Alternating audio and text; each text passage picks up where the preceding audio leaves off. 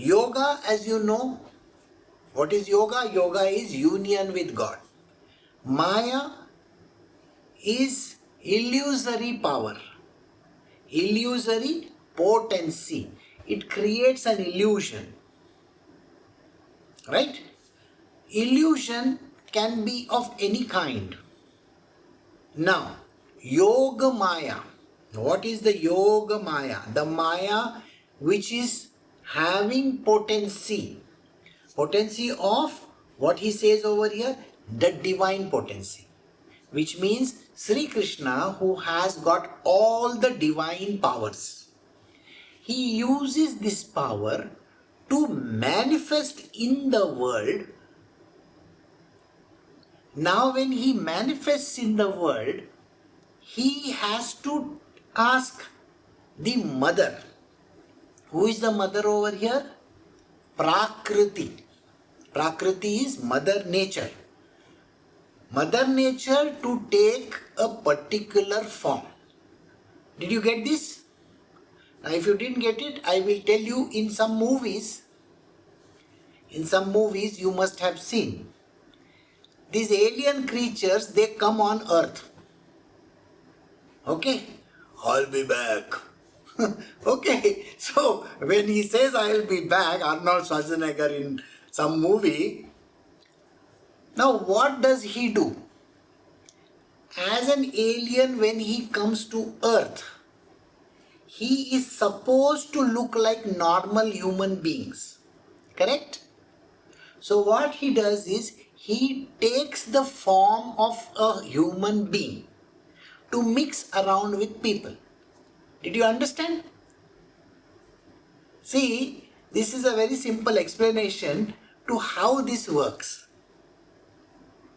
Even someone who wants to mix around with other people, suppose he has got two antennas on his head. Can he mix around with the normal people? No. So he has to hide his antennas, isn't it? Otherwise it will look very strange. Otherwise it will look like an alien. He is not from here. So Shri Krishna does this great thing which is called manifestation, appearing in that form with the help of his potency. Potency is what? The power that he has, the divine powers that he holds. He uses the divine powers with the help of Mother Prakriti, that is Mother Nature, and creates a form for himself. Got it? So Shri Krishna is saying, though I am birthless and immortal, I don't need to be born. When someone says that Shri Krishna was born, they are mistaken. He has not actually taken birth. If they say that Parshuram was born, it is wrong to consider that he was born. He manifested. Same thing with another avatar which is there in another religion. Okay. Now in Christianity we have Jesus Christ is born in a manger. You have heard this story so many times. The birth itself is very, very different thing because he manifested in that body. Alright? Naturally he has to look like a human, so he manifested in that body. This manifestation happens even today. So Sri Krishna takes forms even today. Alright? So we move to the next verses. These verses, which are verse 7 and 8, every Indian has heard these verses right from childhood. Because every serial that comes of Mahabharata or whichever, these verses are always projected first.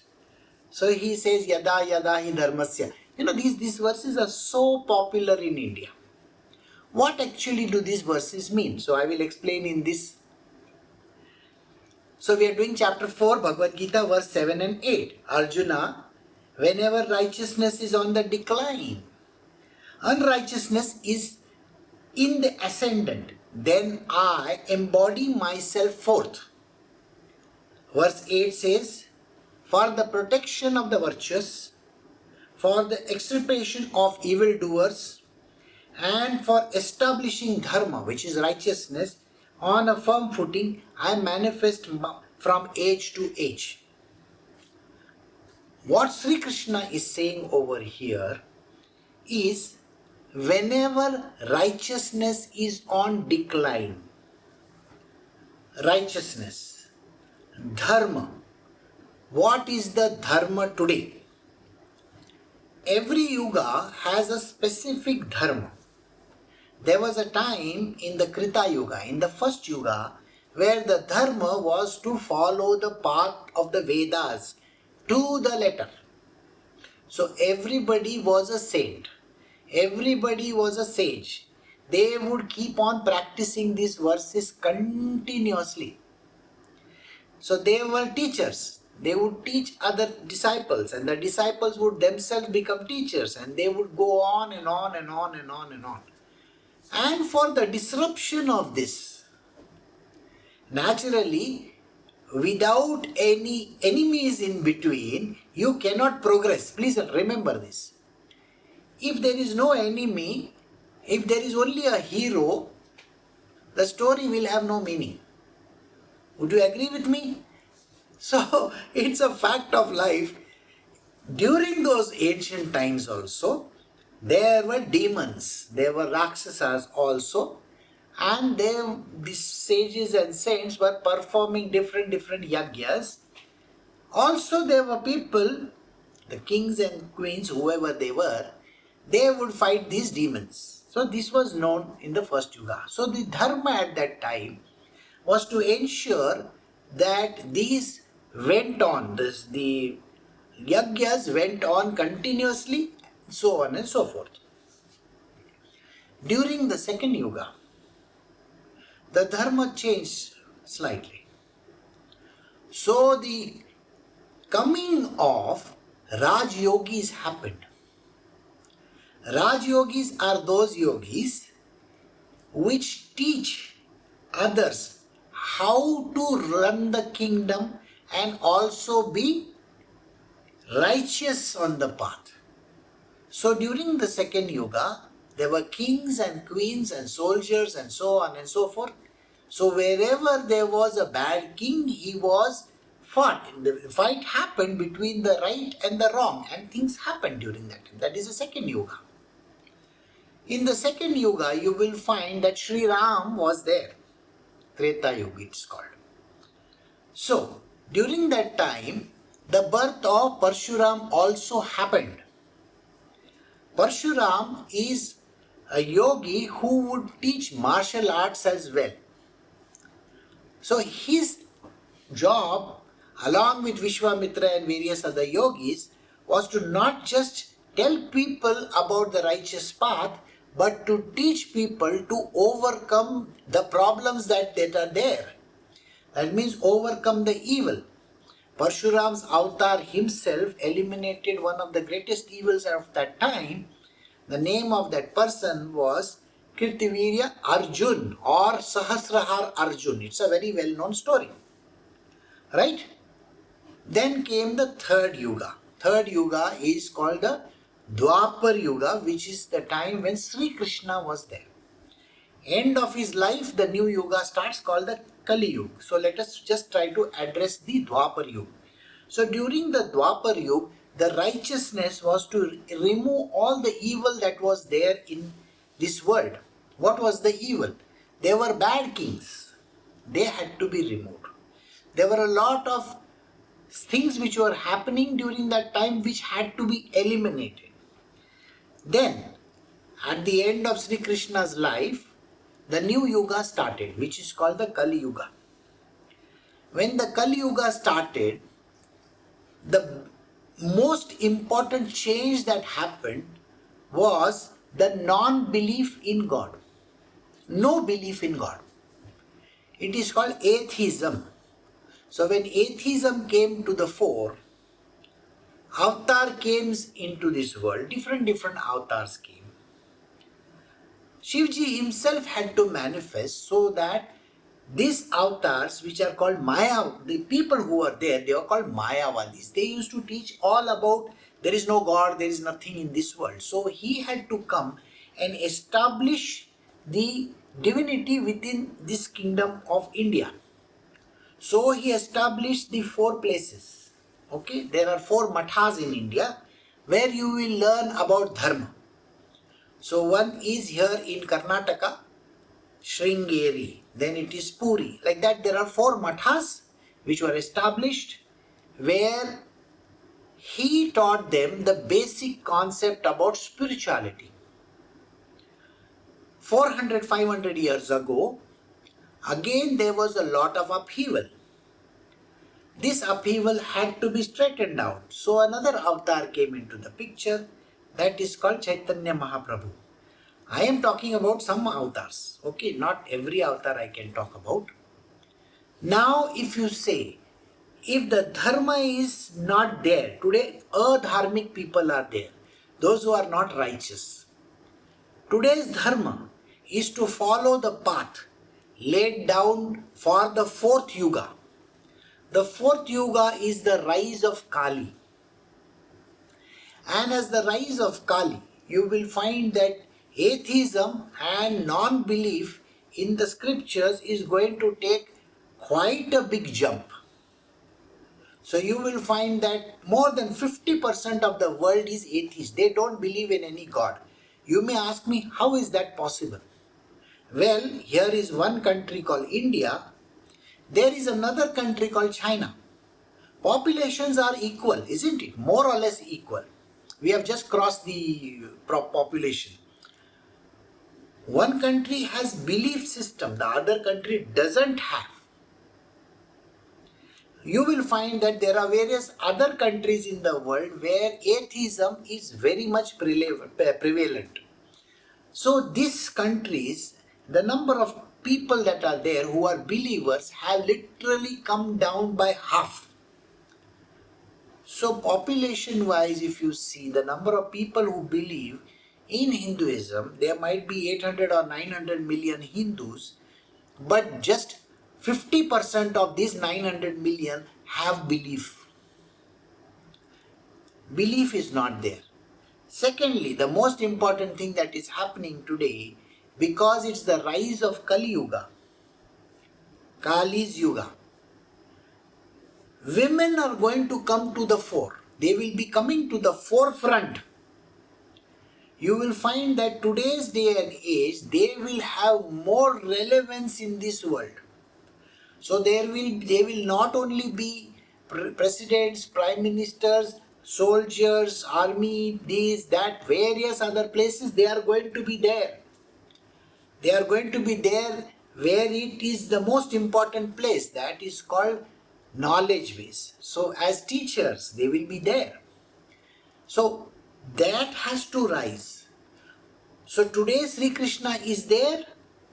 He will ensure that the rise of this happens, that the Kali Yuga rises very fast. Fast doesn't mean according to your timetable. It's not going to happen in 2 years, 3 years or 5 years. It will take time, of course. So, the rise of the women and the destruction of the unrighteous people, that has to happen. So he says, Arjuna, whenever righteousness is on the decline, unrighteousness is in the ascendant, then I body myself forth. So Shri Krishna takes up a body and definitely he works in that direction. As of now, you just have to know that there is a decline in the righteousness in this world. People are misbehaving. They are not truthful. They try to make money in the wrong way. As you can see, lot of wrong stuff is happening in this world. You will find that women who were suppressed for the last 3 yugas, they have to rise. And there are lots of other things that come along with it. So all this is going to happen, and Shri Krishna is here to ensure that this happens. for the protection of the virtuous. Who are the virtuous? The people, those, and these virtuous people are very few in number. Because remember, atheism is more, non-believers are more, people who have no sentiments, they are there. They are basically people who do not believe in anything. How many people are there who are very, very dedicated or devoted to Krishna? Hardly any. So he says, protection of the virtuous, the good kind of people, people who are very nice, kind, compassionate, living, those who are the divine ones, they have to be protected. So this is what he is here for. Removing the evildoers. The evildoers have to be destroyed. In every story you will find that the evil is destroyed, isn't it? Every story has the same ending. You will find that the evil gets destroyed. So it is going to happen any which way. Establishing righteousness. The dharma has to be established. The dharma which has gone out of the window, today everybody is unrighteous, whoever is unrighteous, they have to be removed. So dharma has to be established. You will ask, how does it happen? Well, it happens because of the divine potency of the Lord. He is here to take care of it. And the second one is he uses prakriti along the way. Have you noticed how prakriti is used? Okay, I am not going to give too many examples, but a simple example is 3 years, literally 2 years and some, were destroyed totally from the lives of human beings. What happened in the last 3 years? You will find that 20, 21, 22, and that is 23. So these years can be just written off from our books. Why? Because most of the people were at home. Nothing happened. You are working from home. You are not even allowed to step outside. The economies were in ruins. Things were in doldrums. Things are going bad, wrong. After Shri Krishna died, during that end of the second, third yuga, and when the fourth yuga started, a lot of wrong things also happened. All the wrong kings came into the picture and so on and so forth. So let us not go there. So let us focus on today. So whatever that is happening today in the last 1 year's time, people have started taking advantage of the situation. And what they have done is they have put so much pressure on the economy in this world, so much of pressure on different people, that things are going to take a turn very shortly. And that is to be expected. Alright? So, I manifest myself from yuga to yuga. So, I come here all the time. We will do verse number 9 now. We are doing chapter 4, Bhagavad Gita, verse 9. Arjuna, my birth and activities are divine. He who knows this in reality is not reborn on leaving his body but comes to me. This is one truth which people have to understand. Shri Krishna, when he manifests in anything, he can come as anything. Remember, he came as a fish, a pig, like what you can call him that. He came as a lion and half lion, half man, and as a human being like Parshuram. He was a giant of a human being. Sri Krishna, Sri Ram, now Kalki avatar, whenever it comes, all these different avatars that he has taken, he is manifested, and all these avatars are divine. It is not necessary for an avatar to have magical properties. Please remember this. The avatar which was there in Matsya avatar, there were no magical properties there at that time. Varaha avatar had little magical properties. That is called the, creating different kinds of miracles. Sri Ram's time also there were less magical activities. That is less amount of all these kind of fancy stuff happening. So you will find that in Sri Krishna's life also, only the first few years of his life were magical. That means he created a lot of miracles during his birth, after his birth till that particular point in time. After that, everything was not like that. So it is called Leela. It is basically for just establishing that credential, that's it. So you will find that there are no such things as miracles happening in this. So miracle happens in a very slow and a steady manner. It's not possible for human beings to understand. That is why he says, my activities are divine. I am not going to say I am here. No avatar of his will say I am here. If you have to meet my Gurudev, I can assure you one thing for sure. He is not going to appear as what we show in our pictures. Okay, he doesn't appear as what we show in our pictures. He appears like a very normal person, human being. Same as Parshuram. Parshuram, when he appears like an average human being. Don't go by on how they look. They are not like that. They are magical divine beings, but they don't show their magic to anybody. Okay? He won't even say who he is. And this, he who knows this in reality, if you know this, that he is here just now, how many people will believe that he is here just now? I don't know. If I take a poll, I don't know. Most of the people will say, I don't know whether he is there just now or not. Because that is how people are. They want to get some proof of the pudding. My Gurudev never says, I am here. None of his avatars he will say that he is there. Parshuram also will never say, I am Parshuram. No, he doesn't say any of those words. He will just appear. He'll just come like a normal human being and sit in front of you. Even great people like Ramakrishna Paramahansa, they have also appeared. Sai Baba of Shirdi, they have also appeared. They can appear like anything. In one of the stories, he appears like a dog, a black dog. What makes us think that he cannot do that? He can manifest as anything. That is why these avatars can manifest as anything. He who knows this in reality, suppose you know these things, then you will not be born again. And you will come straight to me. Because you have recognized me, so I will take you with me. Got it? I will take you with me. This is his promise. If you know me, if you believe in me, then there is nothing in this world that can take you away from me.